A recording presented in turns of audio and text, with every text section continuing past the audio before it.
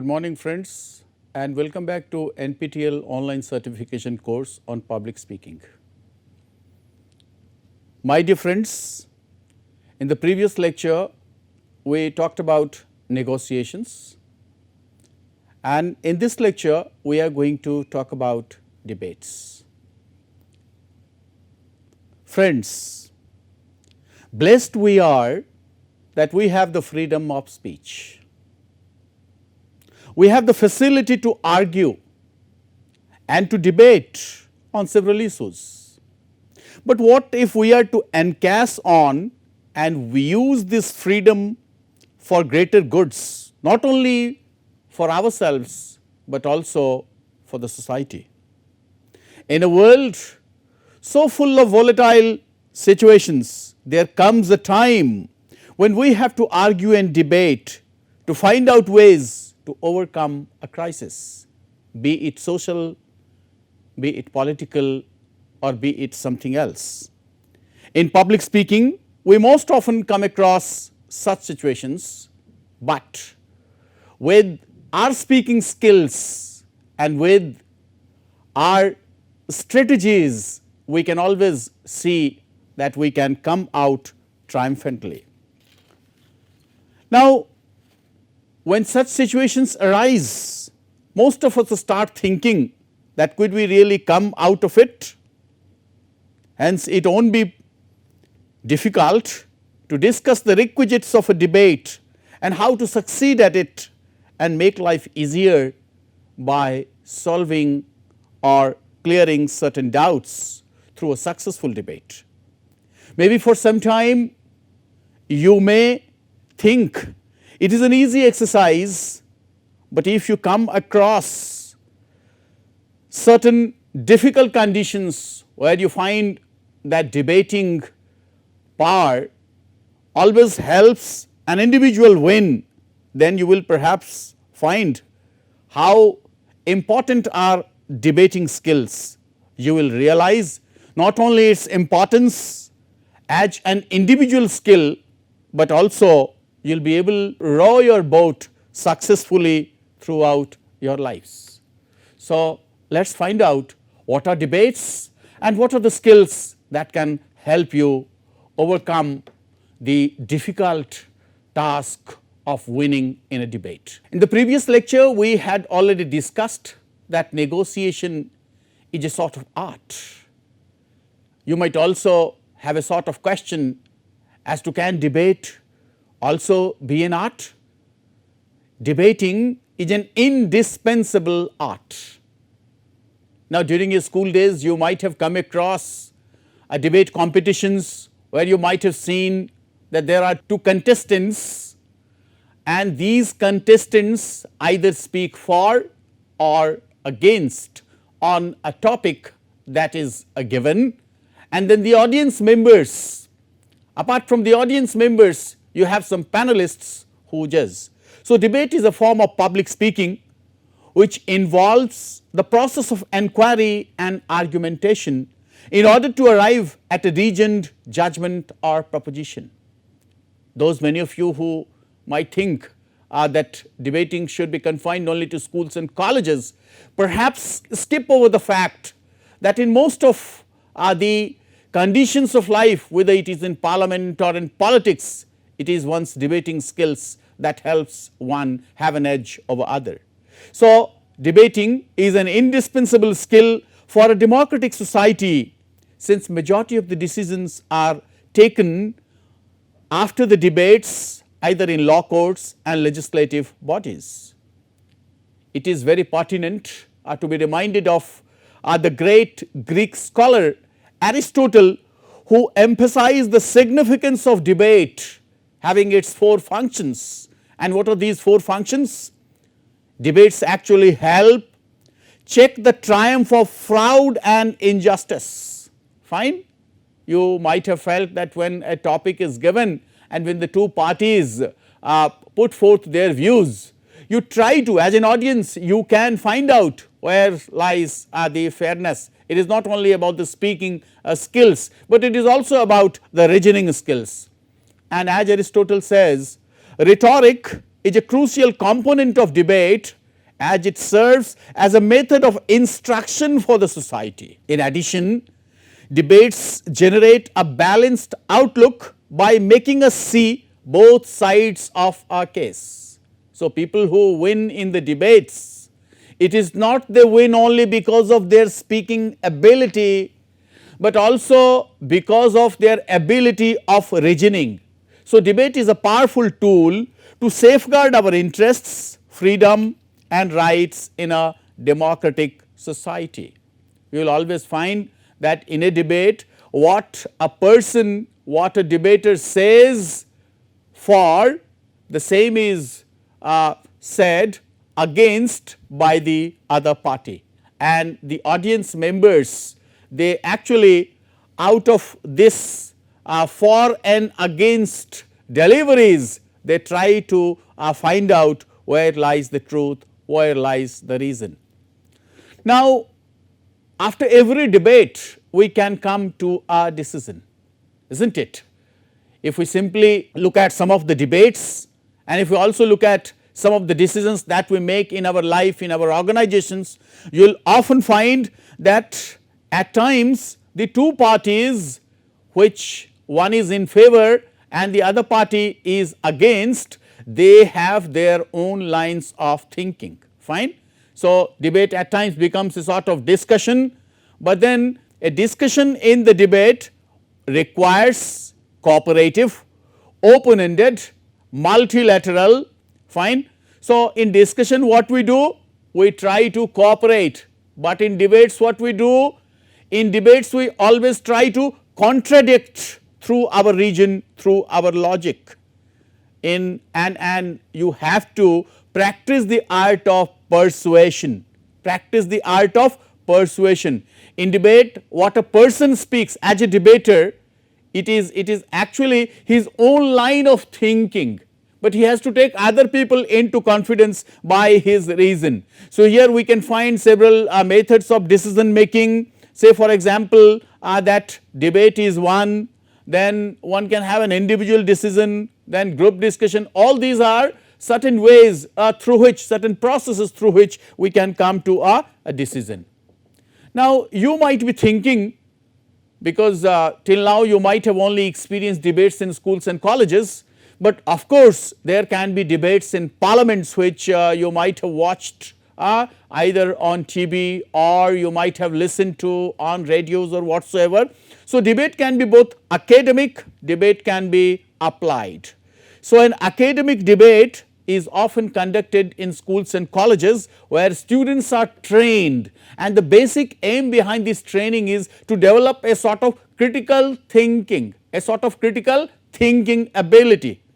Whereas, when we talk about an applied debate, you might have at times, if you have visited the law courts, you might have found an advocate, the two advocates, they are actually, while they are discussing a case, one is speaking for and the other is speaking against, and the judge who is listening to everything, he finally, based on what arguments for or against are delivered, so some decision out of this is taken. Now, when we talk about applied debate, there can be some other types also. Spatial debate, you might have found that during elections there are political campaign debates. So, every party tries to speak in its own favor, and at the same time they also try to sow the other side of the other parties in order to gain the access, gain the confidence of the audience members. Then you can also come across judicial debate, where court debates are there, mock trial debates are there. Then parliament, in most of the cases you might find that there are debates going on in parliament also, fine. And especially nowadays you can find, if one can listen to these debates, one can gain a lot of confidence and conviction, fine. So, this can be one training ground for many of the youngsters who want to try their luck in politics or in some other such professions where debating works.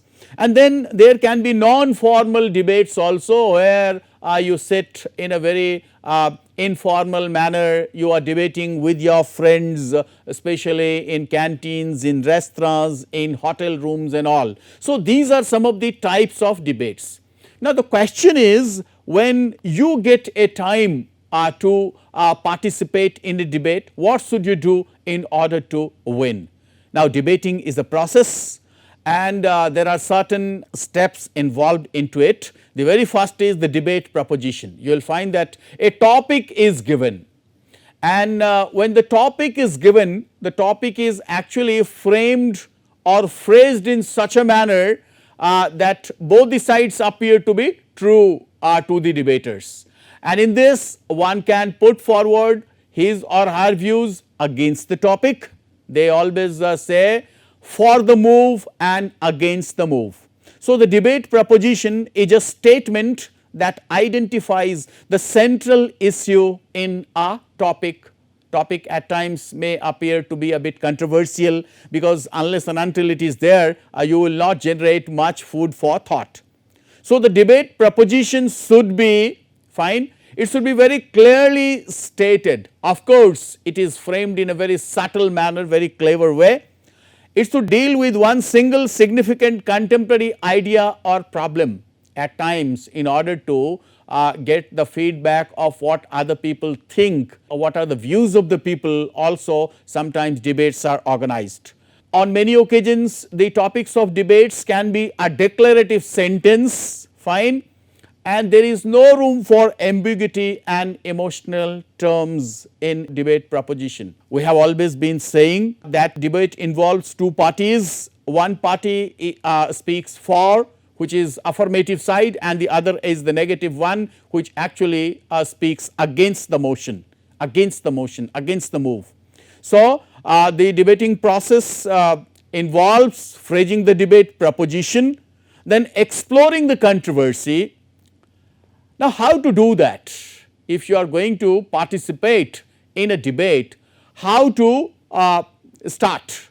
So, research for evidence, corroborate for reasoning, build the constructive or the deconstructive argument, because some persons who will speak for the motion will speak for, it will appear to be very constructive, whereas the other party, because in debate one can always speak on both sides of the topic. Now, how to explore the controversy, where to get the knowledge, because as a debater you do not have too much of knowledge about the topic sometimes, even though you are interested. So, there are certain places where you can go and explore. Nowadays, of course, internet is making your task easier, but then in most of the debates, when you require facts and figures, you must consult the public records, visit library, fine. You must also gather data from newspapers, from periodicals, fine. There are certain interview correspondences also, fine. Sometimes you can also go to several journals or JSTOR or Google Scholar or ERIC. We have already discussed how to get information, how to gather information when you are going to speak on a topic. So, debate is also one such example where you have to gather all sorts of data. So, for a productive debate, controversy is a prerequisite. I mean, topic will be framed in such a manner that it will appear as if it is very controversial. So, an informed class of ideas, interests or positions motions the debate towards effective judgment. And for that, what a debater needs to do is to have a rigorous inquiry into the controversy by brainstorming, by gathering material, by having a critical reading of certain sources. And when you do that, you have all these, all these places where you can search for information, explore information. Now, while you are researching for the matter or the content, you must also see that whatever you have found out should have certain evidence, and these evidence may come to you in the form of facts. That is why at times in parliament you might have seen many parliamentarians having at their fingertips what happened when, on what date. They also bring with them certain documents which actually are the evidential proofs. So, and objects and statements that are used as raw materials to validate or to satisfy one's arguments, to support one's arguments. Now, in order to see the credibility of this evidence, what things should be kept into consideration are quantity, fine, then consistency, and it should be such that it could be verified at any point of time, and it should be fair, fine, it should be competent, reliability matters the most, and it should also be framed in such a manner or documented in such a manner that it is acceptable to the audience members. The evidence should cohere with the beliefs, with the motives, values and comprehensive standards of the audience.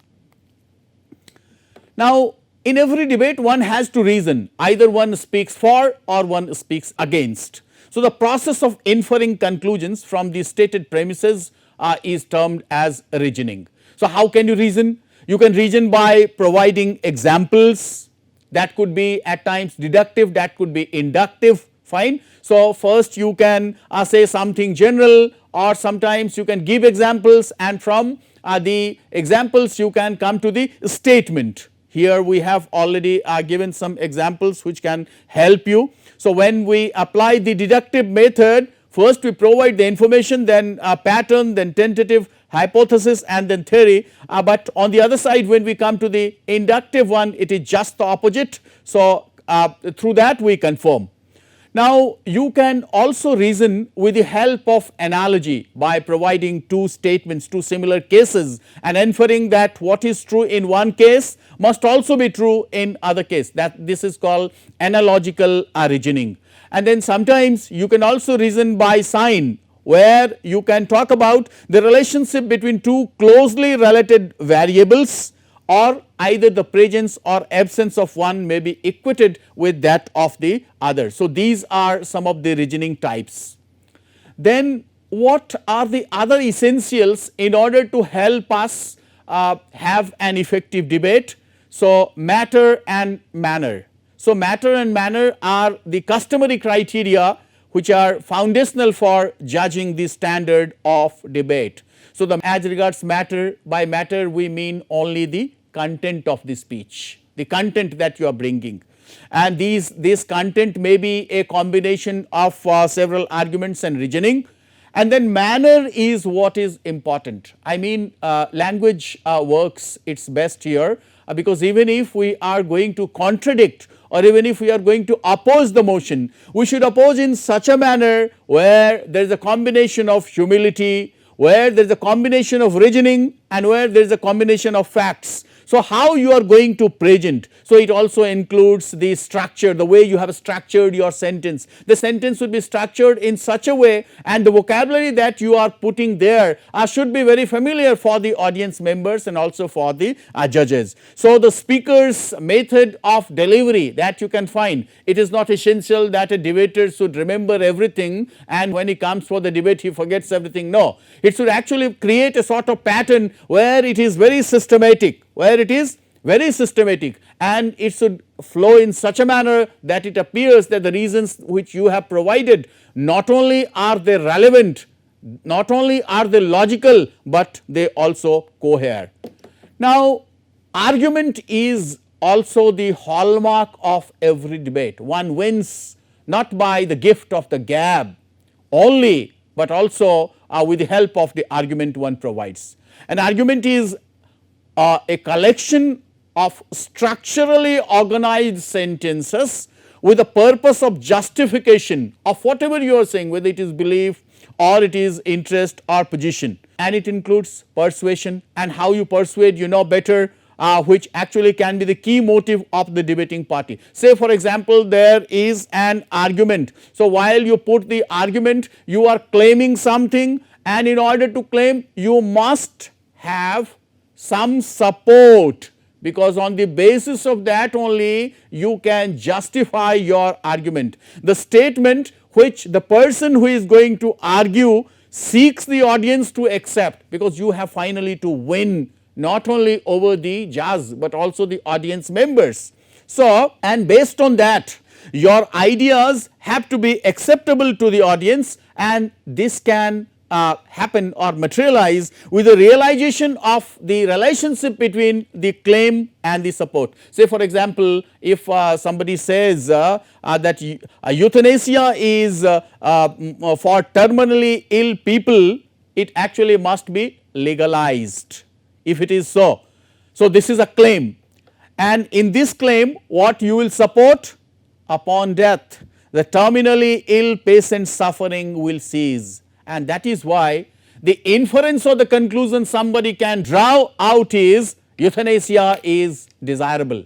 So, unless and until it is supported by valid reasoning, one cannot come to a conclusion. Now, at times it so happens that many of us who, despite the fact that we have brought our content, we find that our cases do not become acceptable to the audience, and we lose as a debater. Why?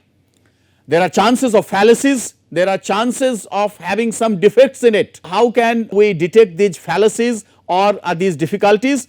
There may be a fallacy in the argument, fallacy of a pseudo argument. Sometimes people simply think that only by the gift of a gab they can win, and naturally there can be a fallacy of pseudo argument. While you are arguing in a circle, you are trying to appeal, make an appeal, you are sometimes appealing to traditions. So, these are what? These are fallacy of pseudo arguments.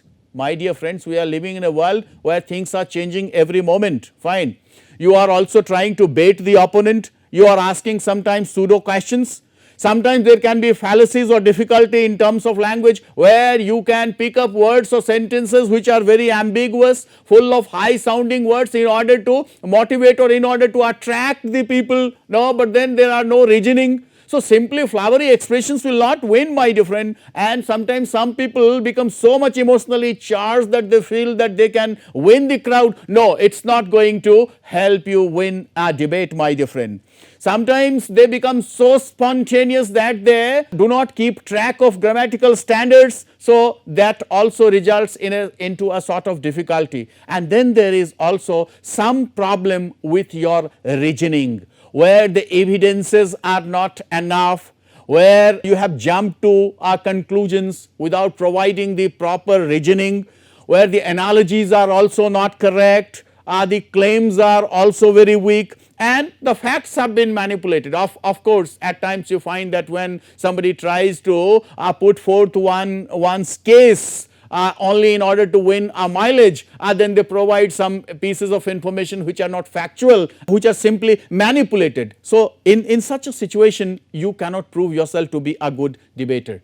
Then comes the matter. While you are reasoning the argument, see the way you have gathered the data, the way you have analyzed your support or your claims, and the way you synthesize with the help of coordinating your arguments into a coherent language, and also a logical progression, systematic progression should be there. Only then you will find that you are supporting regions to your argument. Otherwise, it can be a far-fetched thing, and you will prove yourself to such a situation where people will not accept your line of thinking. Now, while you are reasoning the argument, I mean especially on the other side, when you try to deconstruct, when you try to oppose, what do? You have actually to critique and refute, falsify the opposition's arguments. How can you do that? So, there are certain steps, because you every now and then cannot speak for, you also have to speak against. So, in such a situation you have to evaluate the opposition's arguments as per the expectations of the acceptability. How to do that? By finding some fault in the line of facts, in the line of reasoning. There are certain arguments which the opponent is putting, but then they are lacking in the support, fine. So, at that time you can refute the other person's line of thinking, and then when you have a counter plan. Sometimes you may also get the chance of having a counter plan where you can get a sort of rebuttal which the last debater often gets. So, during that time you can present a superior alternative argument as a competitive counter plan to opponent's claims. Now, when you are speaking against or when you are trying to refute the charges, refute the arguments of the other party, how can you do that? Refer to the argument to be attacked, state or deliver your proposition clearly, bring evidence in support of your claim, explain, but explain with evidence and demonstrate, fine, prove the impact of your refutation. I mean the way you are trying to put down what other party has already said. Now, as I said earlier, in a debate matter is important, but no less important is the manner. I mean the way you are going to deliver. I mean first you naturally you are going to structure it. So, there could be it could be divided into three, maybe it is an introduction, it is a body and then conclusion. So, while doing that, see that arguments have a clear relationship, fine, the orders are maintained, fine, and then repeat an idea consistently and redundantly. But when you are doing that, please attach importance to it in a very coherent manner so that it can create an echo effect and helps in cementing the idea in the mind of the audience. So, the audience will come to know and they will find that this sort of taglining, the way one speaker is doing, naturally it actually justifies his claim. Let there be unity of purpose and unity of mood, and then let there be emphasis. The weighty argument which you are going to put should be provided either in the beginning or towards the end, but see to it that if you have some weighty argument, never ever put that only in the beginning unless and until you are going to refute the claims of the other party. Now, not much should be said about delivery because we have been talking about delivery time and again. All of us know as public speakers that our sentences are to be concise, our delivery has to be clear, our language has to be accommodative and inclusive. The use of vocabulary should not only be familiar, but it should be appropriate, fine. The diction that you use should suit to the occasion and the formality, and the language has to be very simple as well as concrete. Now, let us come to the good delivery. What are the requisites of a good delivery? We have already talked about while we are discussing non-verbal, that not only through your language, but also through the bodily cues you should try to justify your own claim by the way you speak, the rate of words, the volume, the pitch, your spontaneity, and then your body movements. You can also make use of your proxemic, chronemic, fine, and then your para language. So, as a speaker you should always make notes much in advance unless and until a good debater anticipates what the other party will say. He will not be able to refute the charges. So, he must always make use of the presence of mind and prepare and practice. These are actually the two ways that can help a debater win. So, prepare by building a strong case and rehearse your delivery. During your school days you might have found your teacher might be telling time and again how every word that you speak should not only be appropriate, should not only be articulated properly, create a sort of impact upon the audience. Improve upon your presentation by listening to, which we have already been doing, listening to effective and professional speakers. So, if you can do that, you are now ready to debate. There are certain do's and don'ts, fine. So, either you can be a questioner or you can be a respondent, meaning thereby you can speak for or you can speak against. So, if you are putting questions, please avoid open ended questions. See to it that you try to elicit brief responses. Let the questions be short. Do not attack your opponents. As a respondent, when you have to respond, because maybe at times other debaters may put these questions. So, be on guard, meaning thereby you have to be vigilant throughout, avoid unreasonable questions. If you do not know the answer, please admit it honestly and do not defend the indefensible. Now, if you are both the questioner, I mean the person who puts the question or the person who responds. So, in both the cases there is one common or the madhyam marga, that is conduct with courtesy and maintain your professionalism, avoid distracting manners, show your passion, sincerity and confidence, and not the last but the least, please see that you prepare and practice. So, if you keep all these things into consideration, all sorts of debates will become an easy affair or a sort of entertainment for you. So, my dear friends, with all these prerequisites of a debate, and as a public speaker that you have been trying to inculcate certain mannerisms in yourself, you can prove yourself to be one of the best debaters. But before we come to the end of a debate, let us take a quote by Joseph Joubert, who says, "It is better to debate a question without settling it than to settle a question without debating it." So, keep on debating, but also get ready to have the questions before you go to debate. Anticipate the questions so that you may never lose, but always come out triumphant. Thank you very much. I wish you all a good day.